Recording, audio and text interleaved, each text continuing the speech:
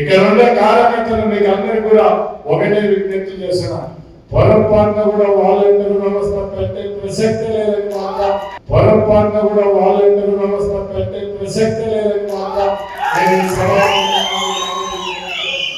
దాంతో ఉండవని కూడా ఈ సభాముఖంగా మీకు అందరూ విజ్ఞప్తి చేస్తున్నాను.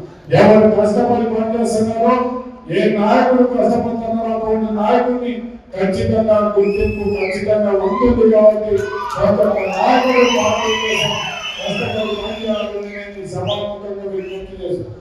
ఎందుకు ఈ రోజు జగన్మోహన్ రెడ్డి గారు ఈ నిర్ణయం తీసుకున్నారంటే, మన నాయకుడు మీకు అందరికి కూడా ఫోటో డిజిటల్ ఇవన్నీ పెడుతున్నది, మీరు చేసే కార్యక్రమాలన్నీ కూడా మనం దాంట్లో ఇంక్లూడ్ చేయడానికి, ఏ కార్యకర్త పార్టీ కోసం కష్టపడి పనిచేస్తున్నారో అటువంటి నాయకుడిని గుర్తించడానికే మనం ఈ కమిటీలు, ఈ ఫోటోలు, ఈ ఐడి కార్డులను కూడా పెట్టడం జరుగుతుంది.